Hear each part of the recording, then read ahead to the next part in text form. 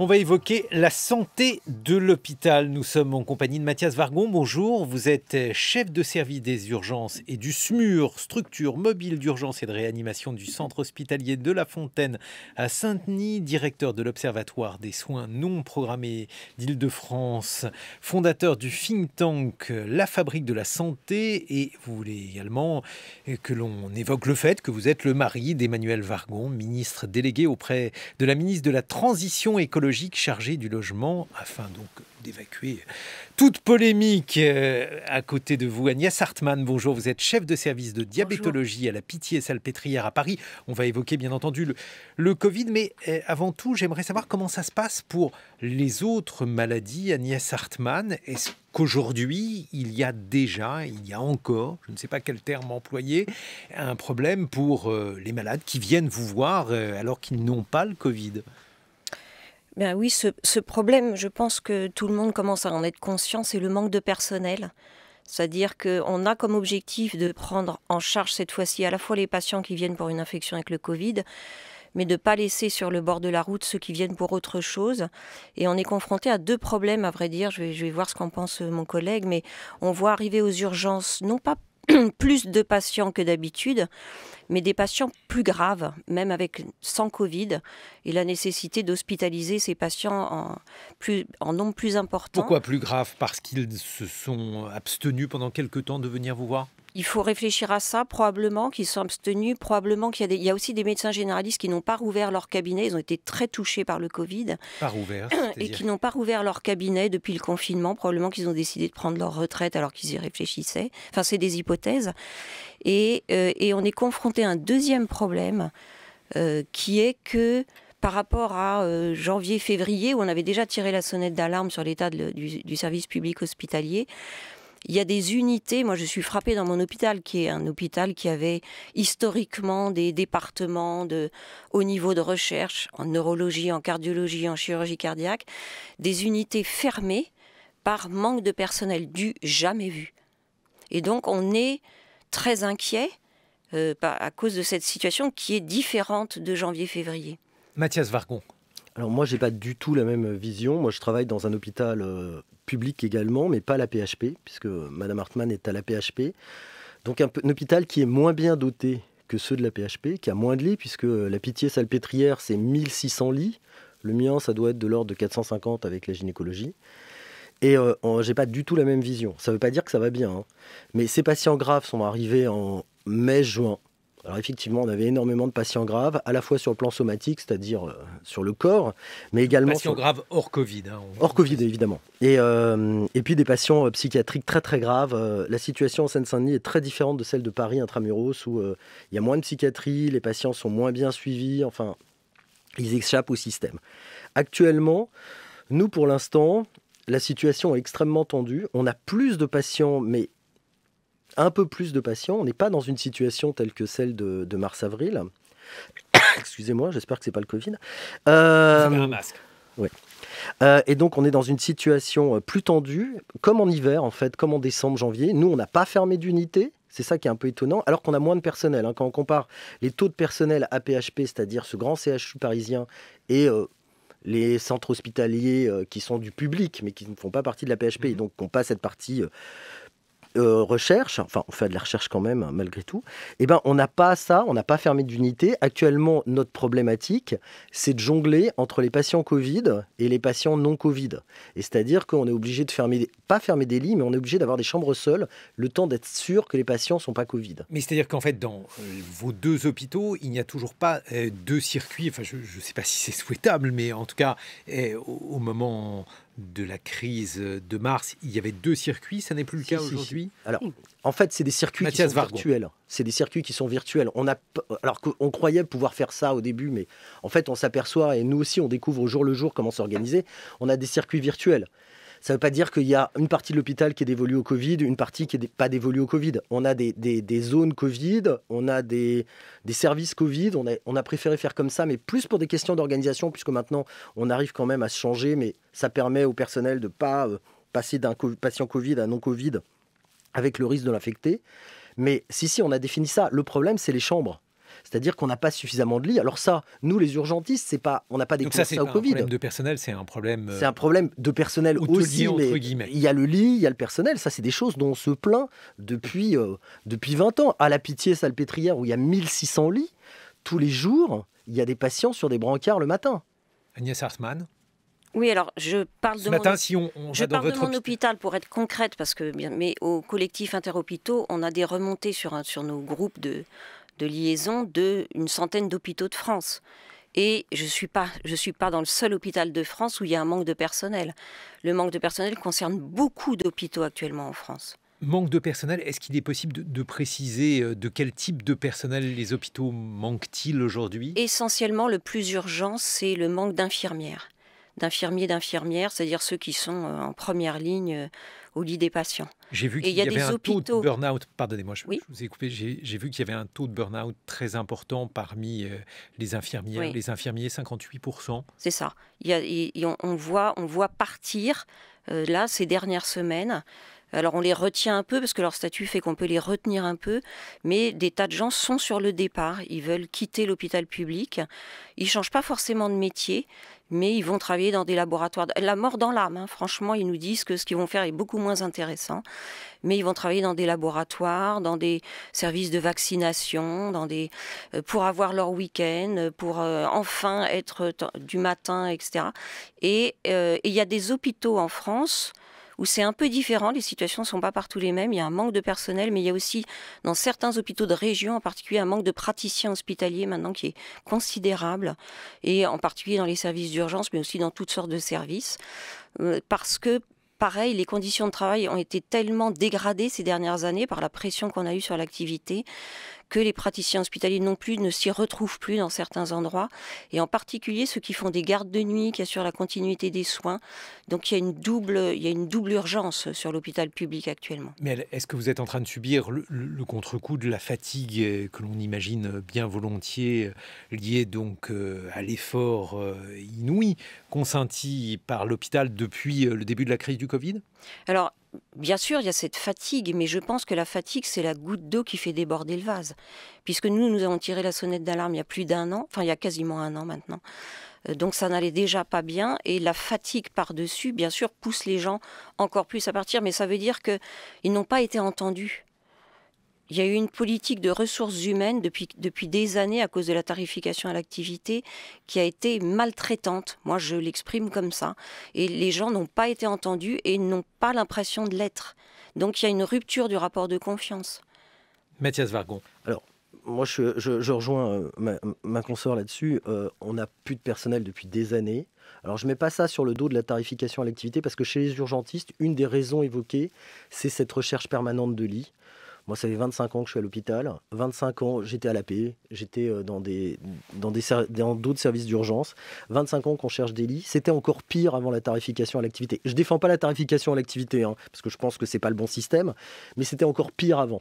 Parce qu'avant, on avait des lits, on n'a plus de lits, mais on avait des lits qui existaient et que les services gardaient parce que de toute façon, ils étaient budgétés, qu'ils travaillent ou pas. Et donc, ils se les gardaient parce qu'ils ne voulaient pas des patients des urgences. On a bien vu que là, il y a un hôpital à Bourges, je crois, où il n'y a plus de SMUR. Alors bon, il n'y a plus de service d'urgence. Pourquoi ? C'est pas tant que ça soit compliqué, mais c'est qu'il n'y a plus de médecins. Et pourquoi il n'y a plus de médecins ? Parce qu'il y a 2 hôpitaux parallèles. Et ça, c'est la vraie réforme de l'hôpital à imaginer. C'est qu'il y a un hôpital programmé, où finalement, vous l'avez dit, les services fonctionnent avec leur file active, ils ont un fonctionnement qu'ils organisent eux-mêmes, et puis il y a l'hôpital non programmé, c'est-à-dire qui vient, et c'est ce qu'on a vu, c'est la tendance aussi de l'hôpital depuis une quarantaine d'années, c'est-à-dire qu'on est parti de services qui fonctionnaient avec leur file active, avec un service d'urgence qui était la cave de l'hôpital, dans laquelle on mettait, quand moi j'étais externe, c'est-à-dire étudiant en médecine, on mettait des faisans fonction d'interne, des médecins étrangers qui n'étaient même pas médecins dans leur pays, et qui tenaient ça de façon... ils faisaient ce qu'ils pouvaient. Et puis, c'est resté, en fait. Et ce fonctionnement des urgences, il vient déranger le fonctionnement hospitalier, qui est un fonctionnement qui a très longtemps fonctionné sur des horaires de bureau. Avec la nuit, on gardait les patients, mais on ne faisait pas grand-chose. Et là, maintenant, on est en 24-24, 7 jours sur 7. Et ce fonctionnement des urgences, c'est la vie, c'est pas que chez nous. Il a complètement dérangé le fonctionnement hospitalier. Et ça nécessite de repenser l'hôpital sur qu'est-ce que c'est que le programmé, où on fait le programmé, qu'est-ce que c'est que le non programmé et où on fait le non programmé. Mais alors, ce que l'on ne comprend pas, Agnès Hartmann, c'est qu'il y a eu, donc, a priori, un Grenelle de la santé, on l'a appelé un Ségur à ce propos. Il y a des sommes, alors on parle toujours en milliards, mais évidemment, lorsque l'on n'est pas sur le terrain, on ne sait pas où sont ces milliards. Qu'y a-t-il eu de concret en matière de changement pour vous pendant Ségur? Est-ce que vous voyez les conséquences de ces décisions qui ont été prises? Non, justement, on ne les voit pas. C'est-à-dire que vous ne les voyez pas du tout? Du tout. C'est-à-dire dans le Ségur, il y a eu des annonces sur les salaires qui ne sont pas négligeables, parce que pour des petits salaires, 180 €, c'est pas rien, en particulier pour les aides-soignants. Ils sont toujours pas à la moyenne de l'OCDE, ils restent en dessous de la moyenne, mais c'est une augmentation. Mais ce que ça signifie, c'est que ça suffit pas. C'est-à-dire, il y a eu, je reprends ce mot de maltraitance qui me tient à cœur. La politique RH dans les hôpitaux publics a été telle que les gens se sont sentis abandonnés. Les conditions de travail sont devenues extrêmement difficiles et les personnels n'ont pas été entendus. Et ça ne suffit pas, l'annonce sur les salaires. Alors, je vais vous donner... Pardonnez-moi, Agnès Hartmann, parce que donc, il y a eu des annonces sur les salaires, mais il y a eu aussi des annonces sur l'augmentation du nombre de lits, avec, par ailleurs, mais ça c'est en supplément de ce qui a été fait pour le Ségur, le déclenchement du plan blanc. Bref, on a des annonces politiques qui évoquent une augmentation du nombre de lits, une augmentation des conditions salariales des embauches, 50 millions d'euros supplémentaires pour ouvrir 4000 lits supplémentaires dès décembre 2020. Est-ce que vous le voyez, ça, ou pas? Alors, il y a eu déjà tellement de lits fermés que 4000 lits, c'est un peu une goutte d'eau. Puis ça dépend des endroits. Il y a des endroits où il faut ouvrir des lits. Mais vous voyez, ce recensement de où est-ce qu'il faut d'urgence ouvrir des lits, où est-ce que c'est pas la peine d'ouvrir des lits, ce recensement territoire par territoire, il n'est pas en cours. Mais pourtant, on évoque une ouverture de lits et une répartition des enveloppes qui sera rapportée au nombre d'habitants en fonction du nombre de lits de médecine. Donc, a priori, il y aurait des ratios. Est-ce que vous considérez, pour parler franchement, Agnès Hartmann, que tout ça sont des discours purement discursifs, que ça n'a aucune conséquence sur votre terrain à vous, ou est-ce que c'est insuffisant? Je dirais qu'il n'y a pas de mesure de l'urgence de la situation. C'est-à-dire, je ne sais pas comment interpeller les gens, mais c'est comme si on vous annonçait qu'on ne prenait pas votre jeune dans le lycée d'à côté parce que la moitié des classes sont fermées par manque de profs. Les Français sont attachés au service public hospitalier. Il y a une urgence et je pense... Alors, pour vous répondre sur le Ségur, il y a des choses dans le Ségur. Est-ce que de manière encore plus relâchée, est-ce que c'est du baratin? Je ne dirais pas que c'est du baratin, parce qu'il y a... Alors, quand même, la première réunion du Ségur, le mot hôpital public n'était pas prononcé. Ça nous a interpellés. On s'est dit, évidemment, si on met sur la même longueur l'hôpital public, l'hôpital privé, on est mal parti. Donc, il y a eu des discussions autour de ça. Les choses ont été un peu rétablies. Ce qu'il y a, c'est que dans le Ségur, il y a plein de propositions. Alors, en plus, vous avez le rapport de Nota, qui est différent de ce que dit Olivier Véran. On a tout lu. Et alors, il y a eu pas mal de propositions qui sont sur la bonne volonté de la direction. Mathias Wargon, même question. Est-ce que vous avez vu des choses changer ou est-ce que c'est du pipeau? C'est pas possible que ça change aussi rapidement. Si, il y avait les augmentations de salaire. Alors, je ne sais pas ce qu'il en est à l'AP. Chez nous, je crois que c'est passé. Est-ce que vous avez été augmenté? Ah non, mais moi, je suis praticien hospitalier. Je suis un vieux praticien hospitalier dans les derniers échelons. Donc ça, c'est pas très grave. Est-ce que les infirmières ont touché des primes? Est-ce que sur le salaire, c'est passé? Je voudrais pas dire de bêtises, en fait. Moi, je parle pas à la place. Je pense que si, mais j'en suis pas certain. La question, elle est pas là. La question, elle est... De toute façon, le Ségur... un peu là. Non, mais elle est très là. Mais le Ségur, de toute façon, fallait être naïf. Moi, je crois que tout le monde savait qu'il n'en sortirait pas grand-chose rapidement, pour une raison extrêmement simple. L'hôpital, et c'est pas l'hôpital. En fait, on parle d'hôpital public, centré sur l'hôpital public.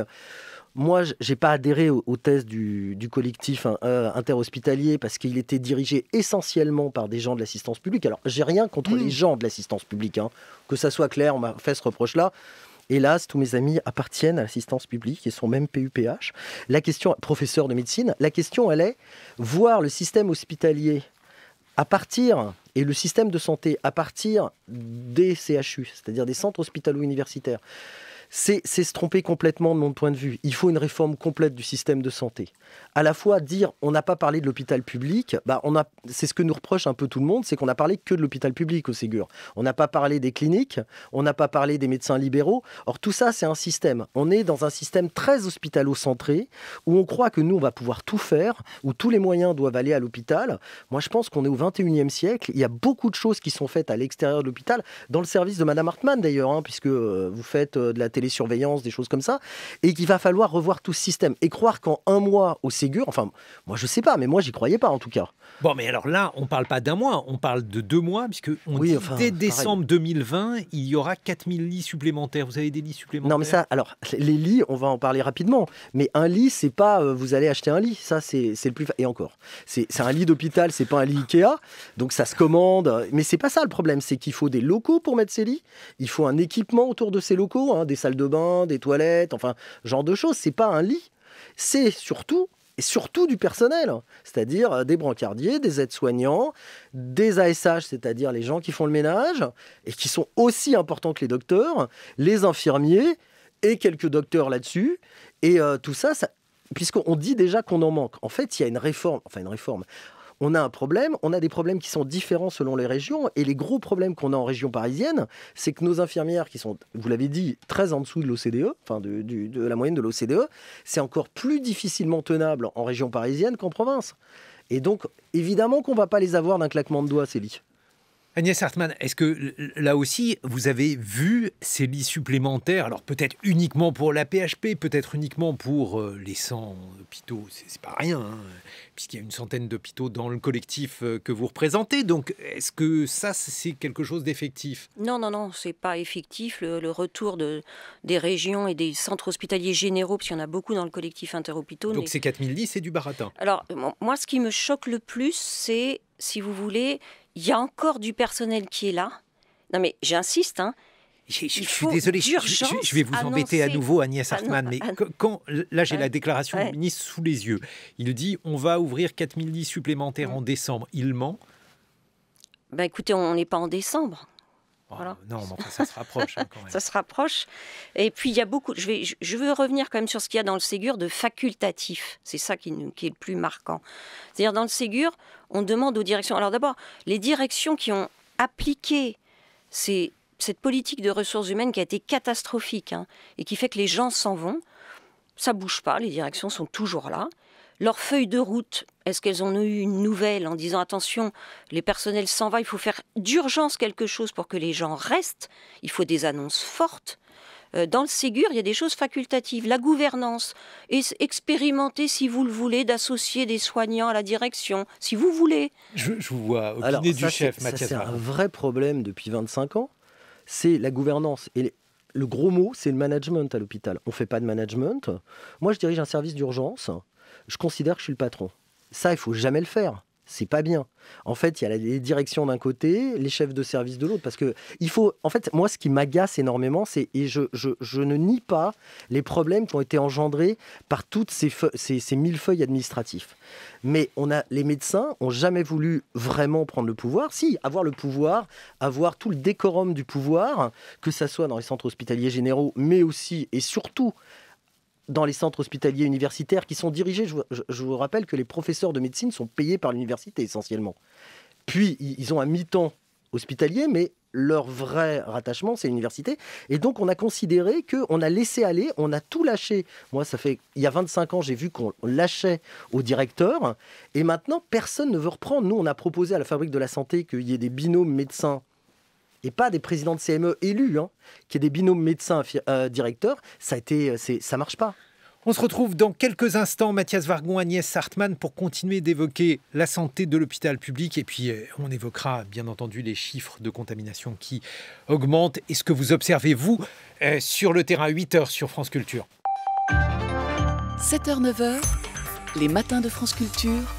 Guillaume Erner. Et l'on évoque la situation de l'hôpital. Nous sommes en compagnie d'Agnès Hartmann, chef de service de diabétologie à la Pitié-Salpêtrière.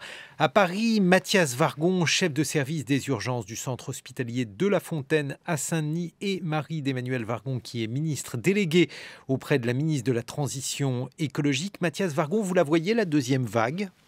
Alors, je ne sais pas si c'est une deuxième vague, une marée montante. En tout cas, on a Une plus baignoire qui se remplit, c'est ce que j'ai lu aussi. Alors ça, c'est toujours le problème des flux à l'hôpital. C'est toujours une baignoire qui se remplit, qui se vide pas assez vite. En tout cas, on a plus de patients Covid, à la fois dans mon hôpital, à la fois sur la région. On voit bien qu'on a de plus en plus de patients Covid. La situation n'est pas celle Est-ce que vous en avez trop? On a toujours trop de patients de toute façon. Là, on est dans une situation, ce que je dis, mais c'est une situation type hivernale où on a des problèmes d'hospitalisation. On n'est pas complètement débordé par... L'hiver n'a pas... Oui, mais quand on a la grippe, c'est la même chose. Quand c'est la canicule, c'est la même chose. En fait, on est toujours dans ces situations de tension. Là, d'un seul coup, avec le Covid, on s'en aperçoit. Et il y a un truc exceptionnel, dont on profite quand même. Faut voir les bons côtés des choses, les pires, c'est que en fait, on ne laisse pas de patients Covid dans les couloirs. Alors que d'habitude, ça dérange personne qu'on laisse des patients âgés dans les couloirs, des patients avec la grippe dans les couloirs. Mais un patient Covid avec tout ce maelstrom médiatique, finalement, ça permet de leur chercher des places. Mais non, la situation, elle est grave. On n'arrive pas à trouver de la place pour nos patients. Et c'est maintenant, est-ce que c'est la deuxième vague ou pas? Moi, c'est ce que je dis depuis le début de la crise. Il se trouve que j'ai une petite spécialité en prédiction de l'activité. Je fais une thèse de science là-dessus. Et donc, je me refuse complètement à faire des prédictions.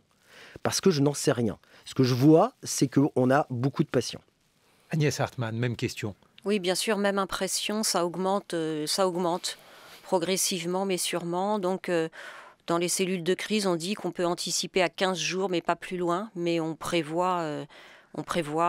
Qu'est-ce que vous prévoyez? Est-ce que cette augmentation, elle peut poursuivre son rythme pendant l'hiver? Est-ce que vous considérez que si ça continue à s'accroître ainsi, Agnès Hartmann, il va y avoir véritablement une impossibilité pour l'hôpital d'absorber ce nombre de patients qui arrivent chez vous?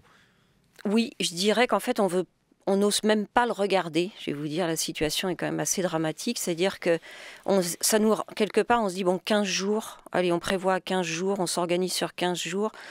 Mais quand on voit en effet les unités fermées qui fait qu'on va avoir beaucoup de mal à hospitaliser les patients qui viennent pour autre chose, et puis vous avez beaucoup déprogrammé, on a parlé de 20% de déprogrammation. Alors, on n'a pas encore déprogrammé, mais on va forcément le faire. Forcément, puisque ça augmente et qu'on ne peut pas assurer la prise en charge de tout le monde. Et encore moins que, comme je disais tout à l'heure, encore moins qu'en février. Et pourtant, il y a des patients qui attendent leur chimio, qui attendent leur greffe de moelle, qui attendent de la chirurgie quand même assez urgente. Donc, ça nous arrange quelque part de regarder à 15 jours parce que le mur, on préfère pas le voir. Je vais vous le dire, c'est de ce niveau-là. Mathias Wargon, est-ce que vous les soignez mieux qu'avant, ces patients Covid, parce qu'aujourd'hui, vous avez eu l'expérience de ces quelques mois de lutte contre la maladie? Alors j'espère qu'on les soigne mieux qu'avant. On le saura qu'à la fin. Mais la prise en charge, elle est différente, c'est sûr. On met beaucoup plus rapidement les corticoïdes. Les types d'oxygénation sont différents. On intube moins rapidement les patients pour lesquels on peut attendre. Il y a quand même des patients intubés. Il ne faut pas croire qu'on a arrêté d'intuber les patients.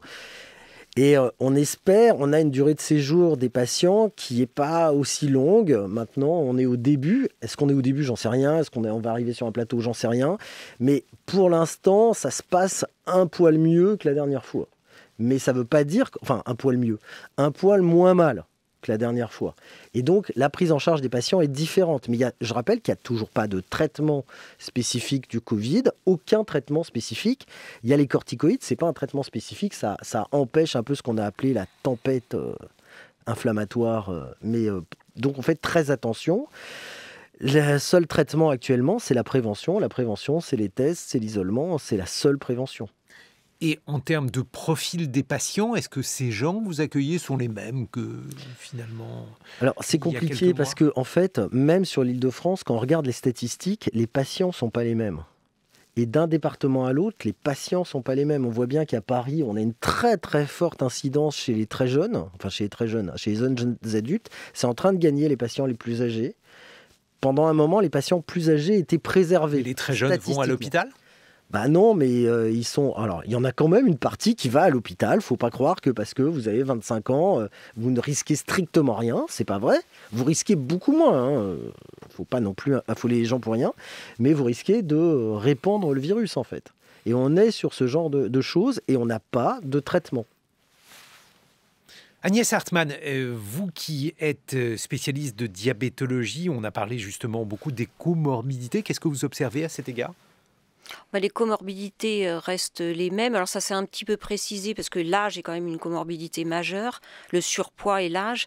Donc actuellement, c'est vrai qu'au début, en septembre, on se disait, tiens, ils sont moins graves. Mais c'est aussi parce que c'était des jeunes qui arrivaient à l'hôpital. Alors les formes sévères des jeunes sont moins graves.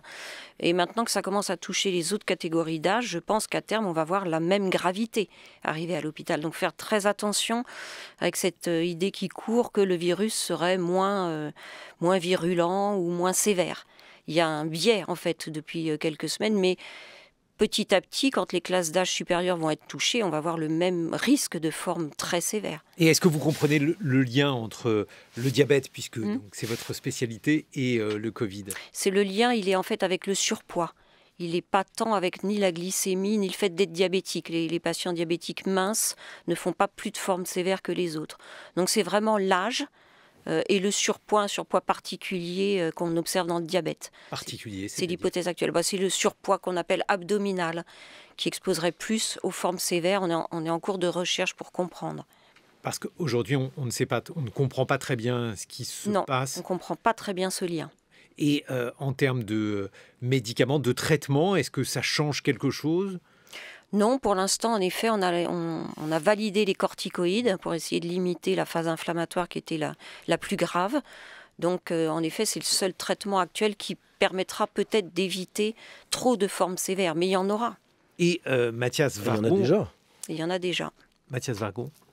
Oui, non, je suis entièrement d'accord. Il y a déjà des formes sévères. Est-ce que ça va changer quelque chose ? On croise les doigts, quoi. Hein, mais peut-être, il y a une hypothèse, c'est celle du masque, qui diminuerait la charge virale. C'est-à-dire que les gens... Mais c'est vraiment une hypothèse. Vous êtes en train de remettre votre masque, d'ailleurs. Oui, mais c'est vraiment une hypothèse qui dit qu'avec les masques, les gens prendraient moins de virus et donc feraient des formes un peu moins grave. Mais c'est juste en faveur du port du masque. Mais moi, je ne mettrais pas ma main à couper que c'est vrai. Une polémique qui monte consiste à dire que nous avions le temps de nous préparer face à cette deuxième vague, que l'on savait qu'elle allait venir. Enfin bref, tous les éléments qui sont aujourd'hui au cœur du débat public. Et le gouvernement n'a rien fait ou pas fait assez. Mathias Wargon, qu'est-ce que vous en pensez ? Moi, j'en pense pas grand-chose. En fait, quand on regarde la situation au niveau mondial... on voit qu'elle est assez peu contrastée et que dans tous les pays, on a des soucis de reprise du Covid.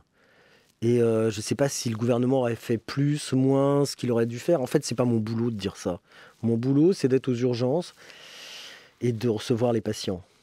Mais ce n'est pas de dire il faut confiner, il ne faut pas confiner, parce que, en fait, moi, je ne suis pas un spécialiste et j'en sais rien. Non. Confiner ou pas confiner, ça c'est une chose, mais doter l'hôpital de moyens supplémentaires... Mais on l'a dit tout à l'heure, c'est-à-dire que l'hôpital, c'est un énorme paquebot, énorme. Et donc vous virez pas de bord, vous changez pas votre équipement en quelques semaines. J'ai entendu Mathias Wargon, certains de vos confrères, dire par exemple, pendant la crise de mars-avril, c'était un temps où on avait la possibilité de s'organiser nous-mêmes. C'était les médecins qui décidaient de la façon dont ils pouvaient combattre le virus. Et c'est pour ça que ça a bien marché. Qu'est-ce que vous en pensez ? Alors oui et non. Alors moi, évidemment, je trouve que les médecins, ils font tout mieux que tout le monde. Et donc, on a réorganisé l'hôpital, mais on ne l'a pas réorganisé tout seul. Nous, on l'a fait. On avait des cellules de crise quotidiennement, mais avec nos directions. C'est eux quand même qui nous ont trouvé les masques, les gants, l'équipement. Alors, avec difficulté. La réorganisation de l'hôpital, elle s'est faite avec nos directions. Et moi, je travaille aussi avec l'ARS Île-de-France. Tout n'est pas parfait, mais c'est eux aussi qui nous ont aidés à créer des cellules, avec l'administration de la paix aussi, de façon à ce qu'on puisse récupérer des lits, retrouver des lits ailleurs et tout ça. C'est un mythe aussi de dire on s'est débrouillé tout seul, c'est pas vrai. Agnès Hartmann, même question. Est-ce que finalement la question de l'organisation de l'hôpital, il faut la poser parce que on sait que l'hôpital français est particulièrement gourmand en structure administrative. Est-ce que l'argent, l'hôpital public coûte cher ? Est-ce que cet argent, il va trop à des structures administratives ? Alors l'hôpital public en France ne coûte pas si cher que ça. Rapporté au PIB, on est à 0,5 de moins en pourcentage que dans les pays du Nord. Donc il ne coûte pas si cher que ça. Plus riches. Rapporté au PIB. Mais l'histoire de l'organisation, alors ce qui s'est passé pendant la crise Covid, en effet, on peut être main dans la main avec l'administration qui a son rôle à jouer. Et on était main dans la main, simplement on n'avait pas d'un seul coup les mêmes missions. On nous a dit quoi qu'il en coûte. On n'était plus dans tarification à l'activité, produisez, on était faire tout ce qu'il faut pour soigner les gens. Et dans ces cas-là, on peut être main dans la main avec des bons professionnels qu'il y a dans l'administration, bien sûr.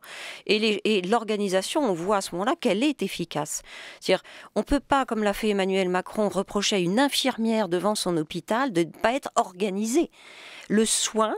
Moi, je dirais que dans les équipes de soins, au lit du patient, sont très bien organisées. Et elles l'ont prouvé pendant le Covid.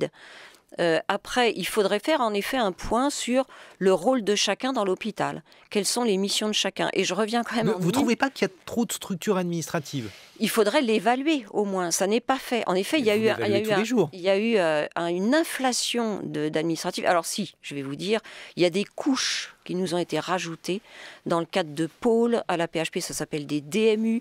On nous a même rajouté une couche supplémentaire au-dessus des secrétaires. C'était pas du tout l'urgence du moment. Donc on voit surgir des postes financés qui ne servent strictement à rien. Et ça, il y a une énorme remise en question de ça. Et d'ailleurs, dans le Ségur, il y a écrit... on devrait réévaluer l'intérêt de chaque pôle. C'est des couches d'administratifs, de temps perdu en réunion. Ça ne devrait pas être facultatif. C'est maintenant, tout de suite, réévaluons. Tout de suite, faisons participer le personnel à la gouvernance des hôpitaux. Tout de suite, écoutons les personnels pour leur donner envie de rester. Enfin, il y a des choses dans le Ségur qui ne devraient pas être de l'ordre du facultatif, qui devraient être de l'ordre de l'obligatoire et maintenant. Mathias Wargon. Alors moi, je n'oppose pas direction et médecins, c'est pas vrai. Nous, on a des contacts avec nos directeurs, des discussions. Enfin, moi, je pense qu'ils vont à peu près dans le même sens que nous. Ils ont des contraintes qui ne sont pas les mêmes que les nôtres. Mais moi, je ne vois pas le directeur. Des gens qui font pas bien, il y en a partout, et chez les médecins et chez les directeurs. Mais globalement, avec les directeurs, nos relations, elles sont assez positives. Et c'est pour ça aussi que ça a marché pendant la crise. C'est pas juste les médecins. Pour la réorganisation, moi, je suis pas du tout d'accord. En fait, ce qui se passe à l'hôpital, si on a une fuite des personnels, les médecins, ils l'expliquent très bien. C'est pas tant pour l'argent. Alors évidemment, quand ils vont dans le privé, ils gagnent plus d'argent. Mais c'est surtout que quand ils vont dans le privé, tout est organisé de façon à ce que ça tourne. Et dire tout est bien organisé au lit du malade, mais c'est complètement faux. Complètement faux. Moi, je me bats toute la journée et dans tous les postes que j'ai occupés et mes collègues urgentistes aussi, juste pour qu'on prenne en charge nos patients. C'est-à-dire qu'on fait un boulot qu'on ne devrait pas faire, qui est menacer, négocier, pour qu'on prenne nos patients. Et ça, c'est pas avec les directeurs qu'on fait ça. C'est avec d'autres médecins ou d'autres personnels de l'hôpital. Et les gens fuient l'hôpital aussi. Parce que, je suis désolé de dire ça sur France Culture, mais c'est le bordel. L'hôpital, c'est le bordel. Par contre, sur les couches administratives, oui. On passe un temps en réunion monstrueux, on a des procédures, tout doit être... On croit que le management à l'hôpital, que l'organisation de l'hôpital, ça passe par la procédure. Et moi, je n'oppose pas organisation et moyens. Je n'oppose pas du tout les deux. On a tendance d'un côté à dire il nous faut plus de moyens, et de l'autre côté, on a toute la technostructure qui a longtemps dit il faut s'organiser. En fait, vous avez trop de moyens, vous ne savez pas vous organiser. Non, il faut être raisonnable. C'est-à-dire qu'il faut réorganiser l'hôpital, regarder là où on manque de moyens, et peut-être là où il y a trop de moyens, parce que c'est vous l'avez dit. Où est-ce qu'il pourrait y avoir trop de moyens, Mathias Wargon? Mais je ne sais pas, il y a probablement des choses qui ont évolué. Non, mais on parle d'ambulatoire comme si... À l'hôpital, on parle d'ambulatoire comme si c'était horrible. Pendant très longtemps, l'ambulatoire à l'hôpital, c'était... Je vais prendre quelque chose que les Français connaissent, la coloscopie, puisqu'après 50 ans... pas tout le monde y passe, mais beaucoup de gens y passent. Quand vous faisiez ça à l'hôpital, mais pendant très longtemps, c'est très récent que ça ait changé. Vous arriviez le lundi, on vous faisait la coloscopie le mardi, et vous ressortiez le mercredi. Vous faisiez ça dans le privé, et vous faites toujours ça dans le privé, vous arrivez à 8h du matin et à 10h30, 11h, vous êtes sorti. C'est quand même pas les mêmes moyens pour exactement le même geste, pour la même excellence. Et le problème, c'est qu'on parle beaucoup d'excellence à l'hôpital public. Moi, je crois que cette excellence qui existait il y a 25 ans, et même dans les grands CHU, elle est en train de disparaître. Elle est en train de disparaître parce que les gens ne veulent plus travailler dans ces conditions-là. L'argent, c'est important. L'argent, c'est très important, mais les conditions de travail sont importantes. Et les conditions de travail, c'est l'organisation. Faut arrêter de faire comme si c'était scandaleux, mais l'organisation au service des patients Et je suis désolé, tout le monde se cache un peu derrière les patients pour garder ces avantages, mais au service du personnel, travailler dans de bonnes conditions aussi, c'est travailler dans des locaux qui sont beaux et propres, ce qui n'est pas le cas. Quand une infirmière arrive le matin, elle arrive dans un vestiaire dégueulasse, dont personne ne s'occupe, eh ben, ça ne vous donne pas envie de bosser. Donc il faut arrêter de dire les médecins, les infirmières font tout bien, c'est pas vrai. Agnès Hartmann. J'insiste, je dirais que les médecins et les infirmières font du mieux possible pour soigner. Après, je partage tout à fait l'analyse des décisions technocratiques venues de très haut et qui rendent le quotidien dysfonctionnant. Par exemple, on nous demande de faire du zéro papier, donc on est volontaire, on se dit bah oui, allons-y, c'est plus simple. Et puis on se rend compte qu'en fait, il y a des pièces médico-légales qui sont toujours pas informatisées et on va commencer à demander aux infirmières en fin de service ou aux médecins de scanner des papiers. On nous donne un enregistreur vocal pour éviter de dicter, de refaire taper par des secrétaires et on se rend compte que l'enregistreur vocal qui a été choisi par je ne sais qui, je ne sais où, fait faute d'orthographe sur faute d'orthographe et n'apprend rien de ce qu'on lui dicte. Donc on renonce tous après les avoir tous installés. Oui, il y a des dysfonctionnements de cet ordre-là. Je voulais dire que sur le plan du soin, les gens sont dans le service public toujours performants et c'est ce qui a fait tenir d'ailleurs dans la période Covid. Il y a un très haut niveau de compétences. Par contre, il y a tous ces dysfonctionnements du quotidien qui rendent, c'est vrai, les conditions de travail difficiles. Et pourquoi aussi l'hôpital public ? Je ne partage pas l'analyse sur l'idée qu'on a demandé avec la T2A, voilà, le public. La T2A, il faut rappeler. Tarification d'activité. Le public et le privé devraient être complémentaires et pas en concurrence. Et avec la tarification à l'activité dans des services de haut niveau d'expertise, je pense au service de chirurgie orthopédique de la Pitié-Salpêtrière, pour faire de l'acte qui rapportait à l'hôpital, on s'est mis à demander à ces services de gérer aussi l'entorse de cheville qui arrivait aux urgences, aussi la fracture du tibia simple qui arrivait aux urgences, alors que d'habitude, elle était prise en charge ailleurs. Donc on s'est mis à demander à l'hôpital public de faire l'expertise plus le reste, alors que les choses pourraient être réorganisées sur le territoire. Et ça a plombé en effet l'organisation du travail. Justement, la médecine de ville, on en a parlé un petit peu, Mathias Vargon. Est-ce que la complémentarité, aujourd'hui, elle fonctionne ? Est-ce que... Alors, moi, je ne suis pas médecin de ville, donc j'ai toujours du mal à parler à la place des gens, donc que ce soit les infirmières ou la médecine de ville, puisque je ne suis pas médecin libéral, je suis, comme vous, à l'hôpital. Mais la complémentarité, la médecine de ville, elle souffre, c'est évident. Elle souffre de problèmes de désertification, elle souffre de problèmes de papier aussi, puisqu'ils se plaignent d'être énormément sous la paperasse. Elle souffre de problèmes de revenus. Et on se retrouve avec les mêmes problèmes en région parisienne que pour les infirmières. Donc la médecine de ville, elle souffre. Et la question, c'est qui sont les missions de chacun ? Ça, je suis d'accord avec vous. Quelles sont les missions de l'hôpital privé ou la clinique ? Quelles sont les missions des médecins libéraux et qu'est-ce qu'on doit faire ? Et notamment, on s'aperçoit, et encore une fois, bon, je plaide pour ma paroisse, mais on s'aperçoit qu'on est passé d'une société du programmé, où tout le monde prenait rendez-vous et les choses avaient un temps long, à une société du non programmé, c'est-à-dire que les gens, c'est ici et maintenant, mais c'est normal, hein. C'est pas normal que ça soit plus difficile d'avoir un test PCR que de commander un bouquin sur Amazon. Or, c'est ce qui se passe, et on est dans cette société du non programmé, et toute notre société, elle a du mal à s'adapter et il faudra qu'on voit comment faire. Pour les tests PCR, vous voyez les choses s'améliorer, Mathias Vargon ? Alors, d'après les chiffres que j'ai et que je vois passer par ceux de l'ARS, ça a l'air de s'améliorer, mais il est évident qu'un test PCR... Que vos patients vous disent ? Alors, mes patients, ils me disent rien parce que nous, les tests PCR, on les fait à l'hôpital et on les a de façon relativement rapide. Alors, on a quelques tests rapides. Ça sert à rien de se précipiter chez nous. On les fait qu'à des patients qui en ont besoin et pour des raisons soit médicales, soit organisationnelles. Et puis, on a un run tous les jours qui fait énormément de tests, c'est-à-dire qu'on fait beaucoup de tests. On les a soit du matin pour le soir, soit quand on a passé l'heure du départ comme un train, on les a le lendemain après-midi. D'accord, mais ça sert à rien de venir. Vous pouvez venir, mais vous les aurez pas. Mais non, ça sert à rien. Agnès Hartmann, est-ce que là aussi, sur la complémentarité avec les différentes structures, pour le Ségur, il a été question d'améliorer les choses.